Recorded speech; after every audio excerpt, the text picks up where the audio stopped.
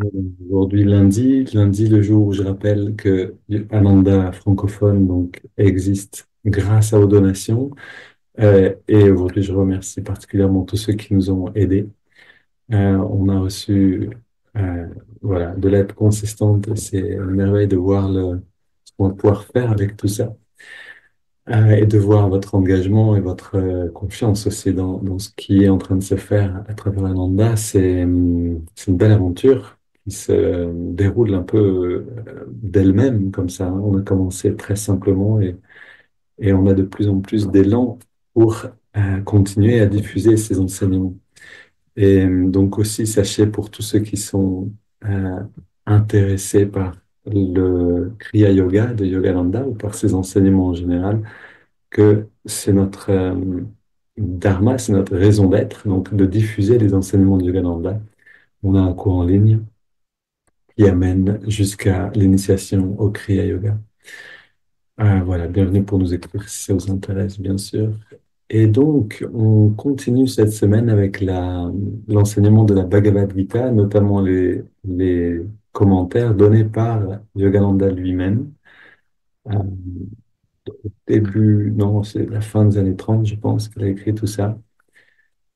Et donc, on a regardé, alors on rentre dans la Bhagavad Gita semaine après semaine. On pourrait y passer un bon moment. D'ailleurs, on risque bien d'avoir un expert de la Bhagavad Gita qui va venir pour le festival. C'est ce qu'on espère. Festival en septembre. Maintenant, la semaine dernière, on voyait donc, on était dans le chapitre 2. En fait, dans le premier chapitre de la Bhagavad Gita, Arjuna ne veut plus combattre, en fait. Il est dans un moment de doute, dans un moment de désespoir. Il ne veut pas affronter sa propre famille. On sait que cet enseignement nous concerne tous très personnellement, euh, puisque le moment, en fait, le début du chemin spirituel, littéralement, c'est ce moment où on se rend compte que on a besoin de transformer. Je dis le début du chemin spirituel parce que de méditer ou de lire sur des enseignements spirituels, c'est comme un prélude au chemin spirituel lui-même. C'est comme une longue introduction qui peut durer de nombreuses vies et pendant lesquelles on s'intéresse simplement à la spiritualité, où on apprend des choses, mais on ne les applique pas encore dans la vie quotidienne. Et donc le champ de bataille, la Bhagavad Gita, c'est ce moment où l'aspirant spirituel donc commence vraiment à intégrer, à vivre, à vouloir les vivre et à les intégrer. Donc littéralement à s'engager sur le champ de bataille de la transformation intérieure. Maintenant, donc ce premier chapitre montre Arjuna qui ne veut pas se battre. Et pourquoi il ne veut pas se battre? Simplement parce que cette transformation implique de se libérer, de quitter en fait tout un monde, une dimension de nous-mêmes qui a été notre identité, notre personnalité jusque-là, et maintenant on est en train de décider de la transformer. Et donc notre personnalité, c'est un ensemble de tendances, c'est un ensemble d'aversion, de répulsion, de passion, de choses qui nous intéressent, qu'on a développées avec le temps. C'est comme notre vie, en fait, tout entière. C'est notre monde. Et donc, transformer ce monde, ça peut pas se faire juste facilement et, euh, et sans un certain combat, en fait. On est obligé de passer par là. Et donc, pendant le premier chapitre, Arjuna représente l'aspirant spirituel qui se rend compte de ce qu'il a besoin de faire maintenant pour grandir spirituellement et il ne veut pas le faire parce que c'est trop difficile, parce qu'il n'a pas envie, en fait, d'affronter, euh, d'aller dans cette transformation-là. Le deuxième chapitre indique ce moment où Arjuna se tourne vers Krishna pour recevoir sa guidance. Donc, la semaine dernière, on en parlait déjà. Ici, on va continuer. On revient en fait au début du deuxième chapitre. Et voilà donc le premier verset du deuxième chapitre. Sanjaya Donc, vous vous rappelez que Dhritarashtra, qui représente le roi aveugle, c'est-à-dire qui représente en fait, en étant le roi aveugle, le mental aveuglé par les sens, parle avec l'introspection, représenté par Sanjaya, et lui demande qu'est-ce qu'il s'est passé sur le champ de bataille, justement, de cette transformation intérieure. C'est ce que nous, on a besoin de faire, bien sûr, c'est avec l'introspection, voir comment on avance chaque jour. Et donc, Sanjaya dit à un moment donc à Dhritarashtra, Madhus, alors Madhusudana, qui est un nom de Krishna. Donc Krishna adressa ses paroles à celui qui, submergé par la pitié et les lamentations, avait les yeux emplis de larmes. Donc Krishna parle maintenant à Arjuna. Arjuna est submergé par la pitié et les lamentations. Et il a les yeux remplis de larmes. Maintenant, il n'a pas les yeux remplis de larmes parce qu'il est dans la pitié et les lamentations. Il a les yeux remplis de larmes parce qu'il est dans un contact avec le divin. Ok, donc ça c'est une distinction importante et c'est la première distinction que fait Yogananda ici dans le commentaire. Donc voilà le commentaire de Yogananda. Le destructeur du démon Madhu, le symbole de l'ignorance. Donc le destructeur du démon Madhu, le symbole de l'ignorance, c'est Krishna, transmis ses paroles de sagesse par le canal de l'intuition au dévot Arjuna, plongé dans une profonde tristesse due à l'attachement aux objets matériels, et dont les yeux étaient embués de larmes, provoquées par l'intériorisation du regard physique lors d'un contact extatique avec Dieu, en profonde méditation. Donc, vous vous rappelez le dernier satsang, quand on est dans une difficulté, on a besoin de s'intérioriser. Et on va passer par trois phases d'intériorisation, c'est-à-dire on va quitter les sons extérieurs, c'est-à-dire en fait l'agitation du monde, on va fermer les yeux, on va respirer, on va avoir ce premier mouvement vers l'intérieur. On se libère de l'extérieur. La deuxième phase, c'est l'agitation intérieure. On voit qu'il y a une agitation intérieure, que le cœur bat, une accélération cardiaque peut-être, on a une émotion, on a le sang qui monte vers la tête, ou au contraire qui descend si c'est de la peur, etc. Et ça aussi, on a besoin de le traverser. Puis on va sentir derrière tout ça la réalité énergétique. C'est la troisième dimension des sons, en fait. Et cette réalité énergétique, ça va être un état de bien-être ou de mal-être dans lequel on est et qui est en fait la coloration de la conscience par un mouvement d'énergie. Un mouvement d'énergie qui peut être ascendant, principalement, intériorisant, donc vers l'intérieur et vers le haut, qui va nous amener vers notre richesse, c'est-à-dire la richesse de l'âme, la perception par l'œil spirituel et l'intuition de l'âme, ou vers le bas et vers l'extérieur, ce mouvement d'énergie qui va nous amener dans la misère, littéralement, donc qui va nous emmener vers les objets des sens, vers les objets du monde, qui sont voués à disparaître. Et donc, ici, on a ces deux mouvements.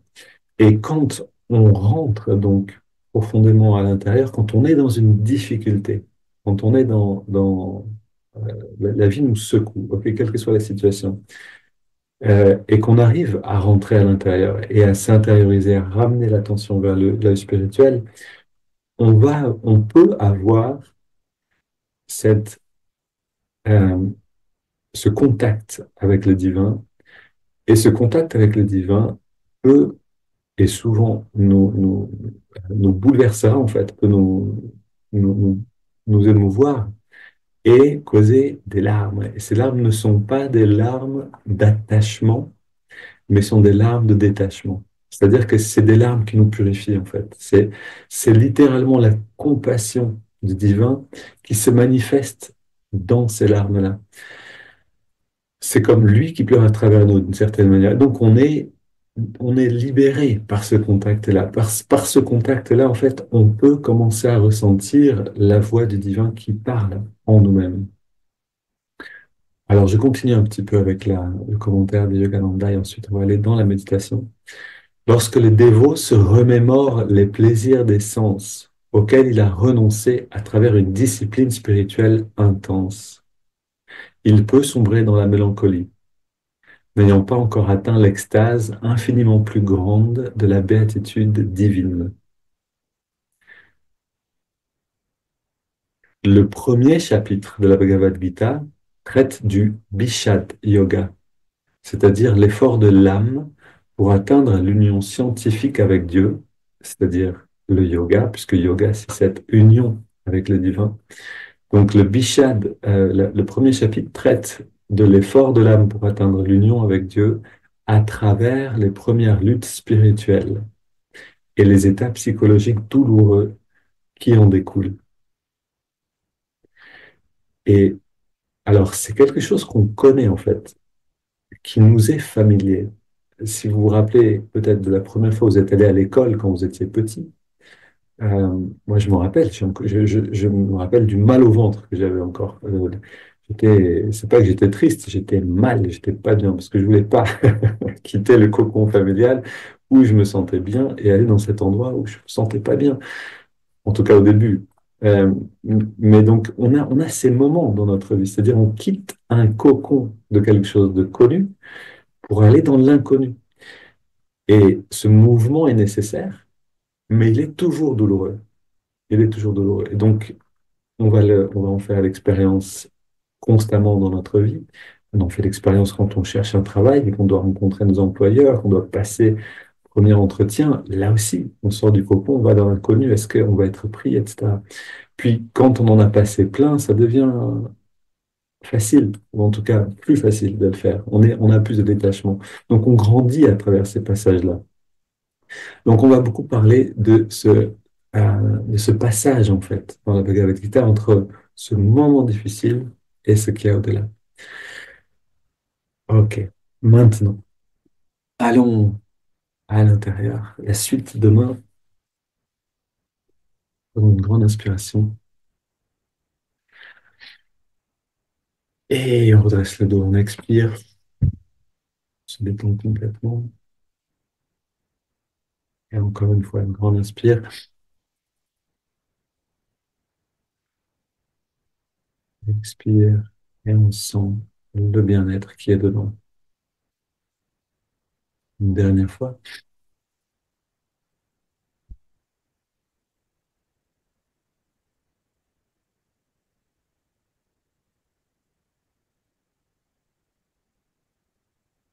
On observe à quel degré d'intériorité on accède, où est-ce qu'on arrive en trois respirations. Parce que c'est ça qui va nous servir sur le champ de bataille. Et précisément, est-ce qu'en une respire, je peux changer la direction de l'énergie et la retourner vers l'intérieur et vers le haut?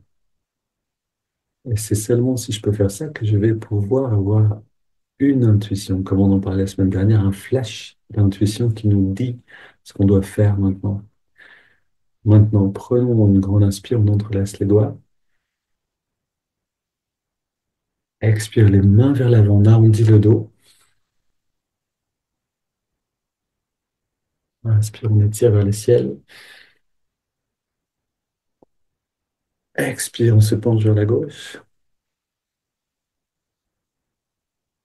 Inspire, retour au centre. Expire, on se penche vers la droite. Inspire au centre. Et on se tourne vers la gauche. On pose les mains, on soutient la rotation, on va le plus loin possible et on respire profondément.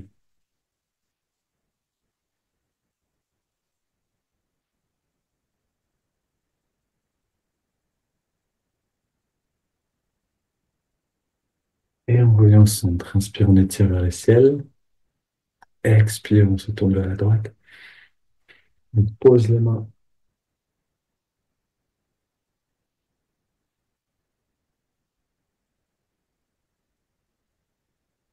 et on revient au centre. On pose les mains derrière nous, on resserre les coudes et les épaules en arrière. On se penche un petit peu avec le dos pour ouvrir la poitrine en respirant profondément.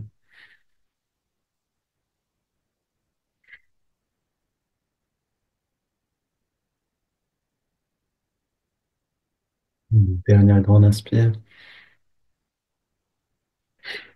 et on revient au centre. On pose les mains sur les cuisses, paumes vers le ciel, dos dressé détendu. Les yeux fermés.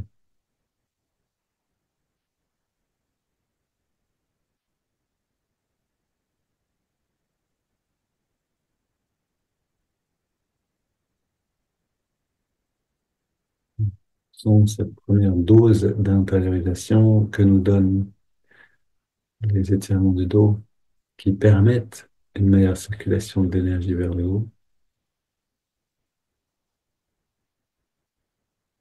Comment on sait que l'énergie remonte? Parce qu'on sent une, une joie subtile, comme un bien-être spirituel. Maintenant, prenons une douzaine de respirations profondes sur toute l'amplitude des poumons. Inspire par le nez, expire par la bouche.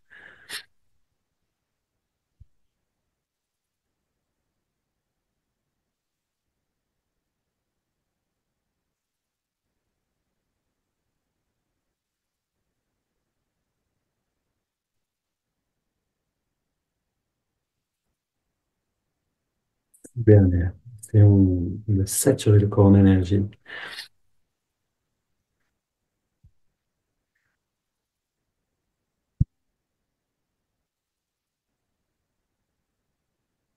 Dernière.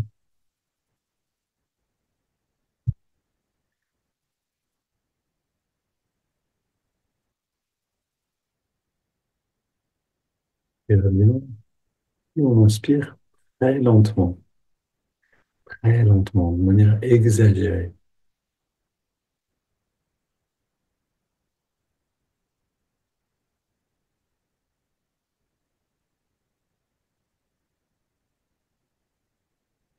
On sent l'énergie qui remonte pendant l'inspire. Puis on garde l'air dedans. On concentre toute l'attention à la jonction des sourcils.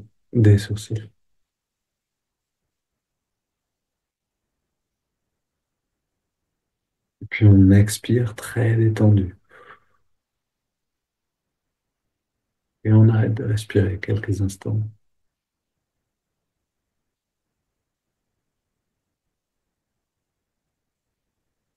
Et là, on sent cette richesse, littéralement tout un monde, toute une dimension qui commence à émerger dans notre conscience.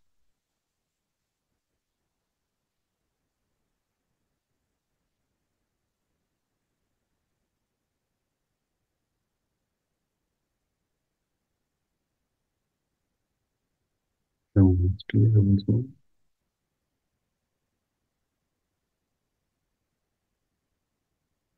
on garde l'air dedans, on rentre le ventre, on contracte le périnée, on redresse le regard,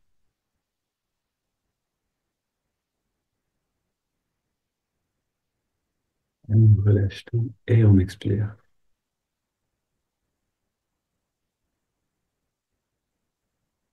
Et à nouveau, on fait une petite pause pour intégrer,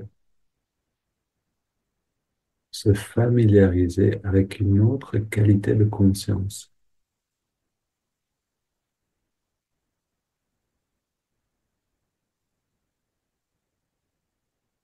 Et en même temps, c'est un moment de rappel, c'est-à-dire quand on sera sur le champ de bataille, quand on sera en face d'une émotion ou dans une émotion, on aura besoin de se rappeler où est-ce on peut trouver la solution, où est-ce qu'on peut trouver finalement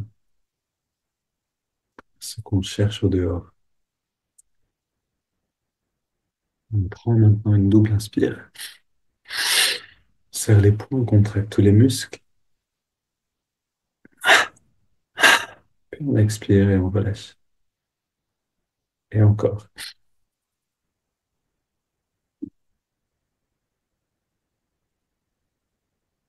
Une dernière.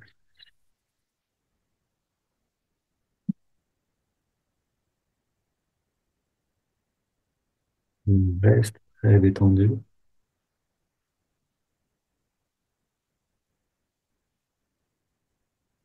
Et dans cette détente, dans cette immobilité, on va mieux sentir l'énergie, on va mieux pouvoir la conduire, la guider.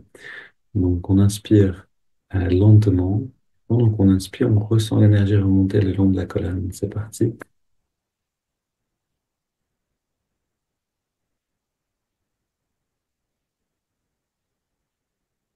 On garde l'air dedans, on concentre l'attention à la jonction des sourcils,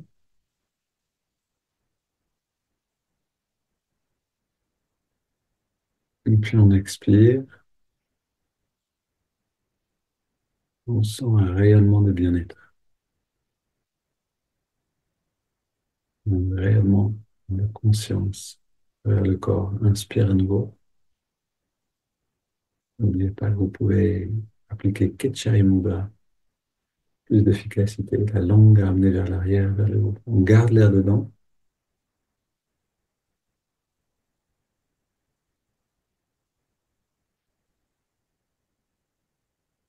et on expire.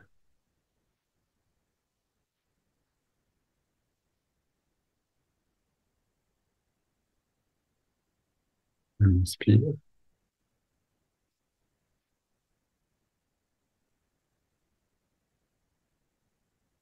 on garde,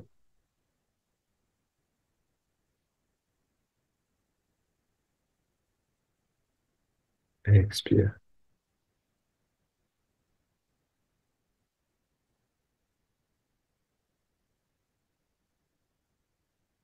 On inspire,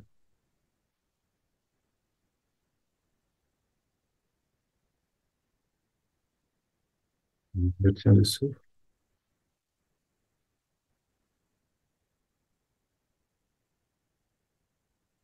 et expire.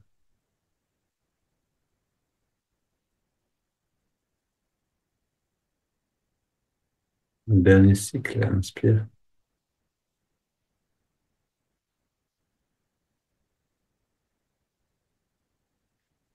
on retient,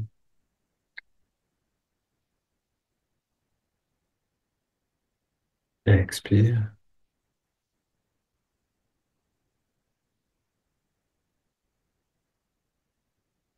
Et on prend une grande inspiration.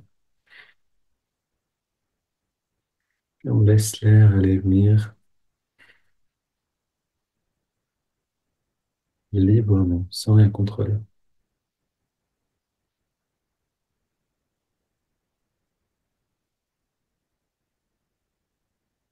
Donc, on peut se poser la question, est-ce qu'on garde la langue ramenée en arrière vers le haut? Est-ce qu'on la relâche?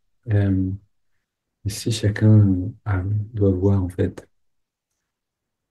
C'est vrai qu'on doit se détendre le plus possible. Donc, si ça vous cause une tension de garder Ketchari Mudra, relâchez-le. Vous pouvez le retrouver plus tard. Et si ça vous cause pas de tension excessive, vous pouvez le garder.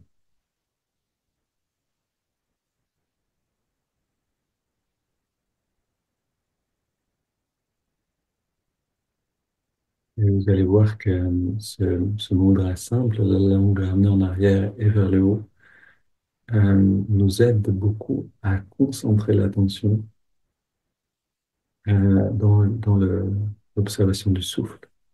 En fait, ça amène naturellement l'énergie de faire un pont entre medulla oblongata, donc la base de la nuque, là où on reçoit l'énergie, et l'œil spirituel. C'est comme un pont, un tremplin pour que l'énergie s'élève au lieu de descendre vers l'essence.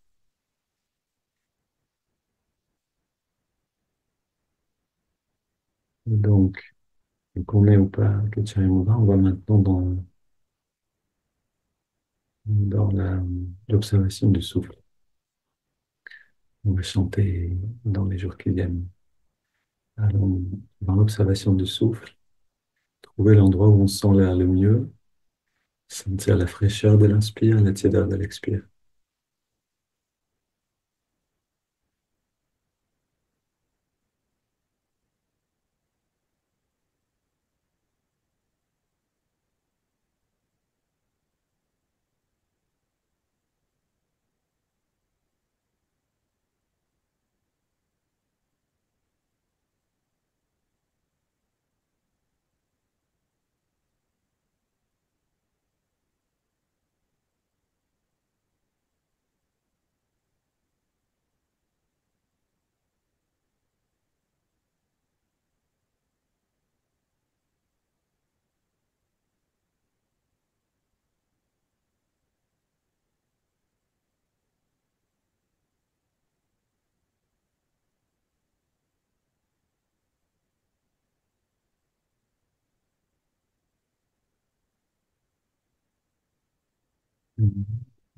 Cette sensation-là. On y trouve une joie toujours plus grande, une saveur.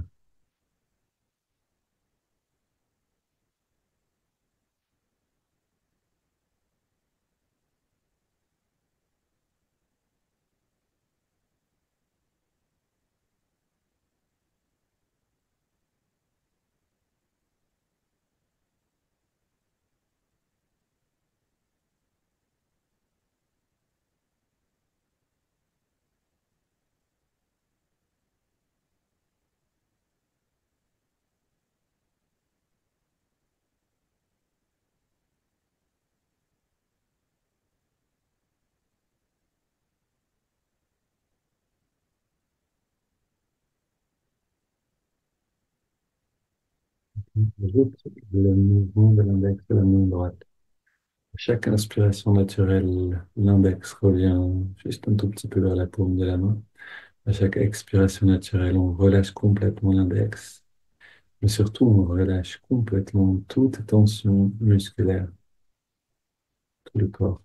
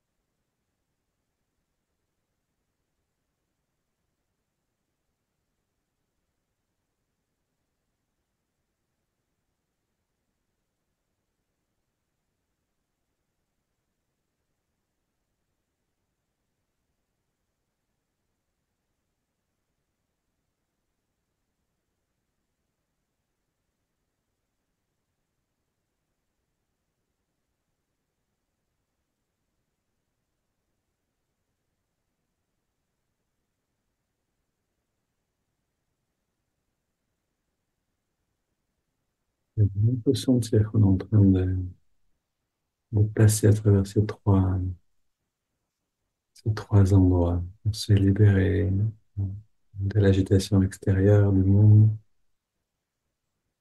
On est en train de passer à travers les sons intérieurs pour sentir l'énergie elle-même.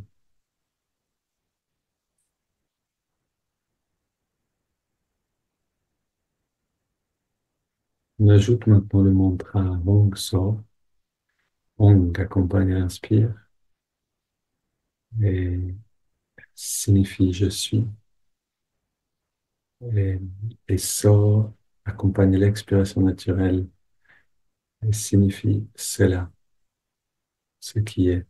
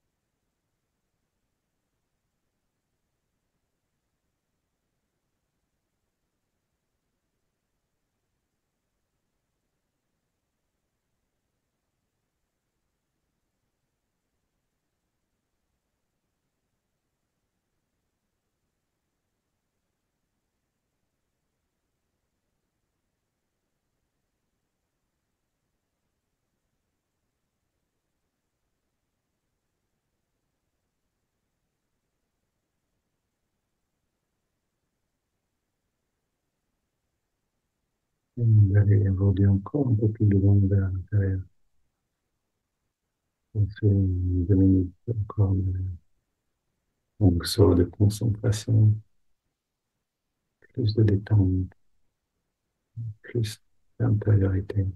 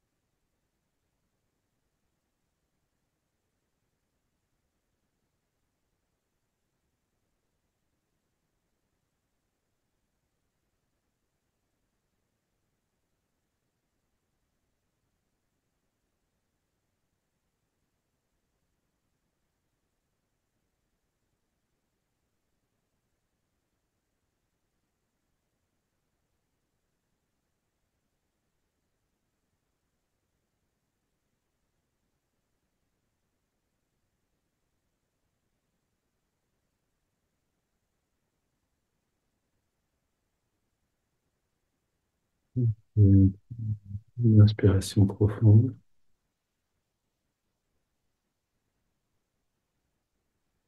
On expire en 3 fois et quelques secondes sans respirer. Comme on dépose tout sens d'identité qui est lié à la respiration.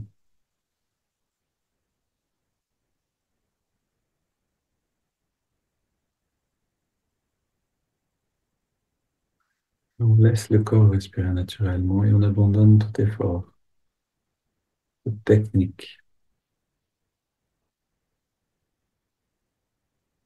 On arrête de faire et on est simplement.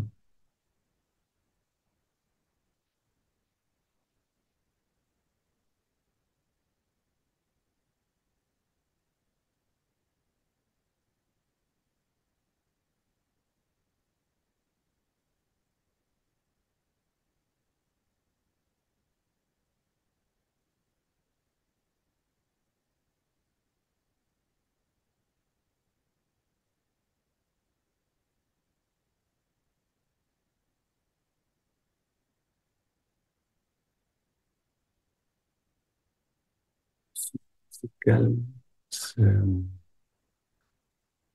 conscience qui est comme une lumière, qui s'intensifie naturellement. Plus on est conscient, plus on observe cette qualité, plus elle se manifeste en nous.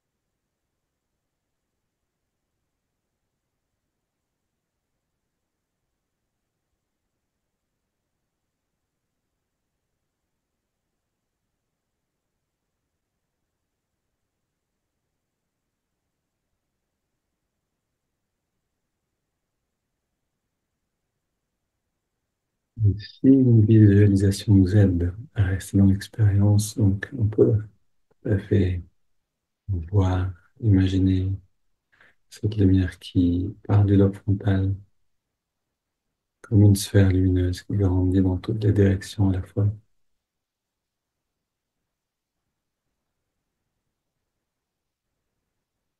On sent petit à petit comme elle englobe tout le corps.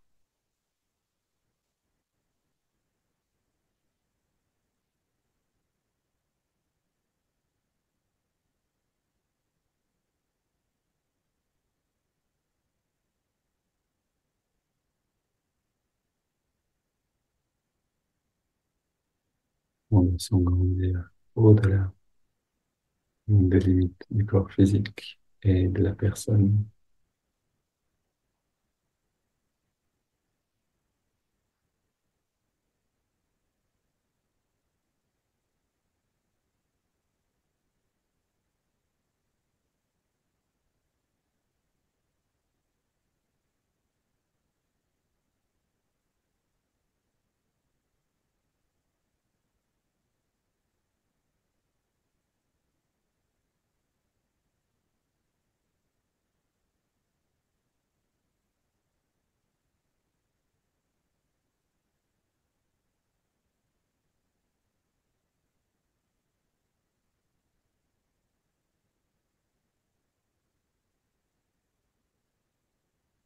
Restons dans cet état autant qu'il est naturellement présent au corps.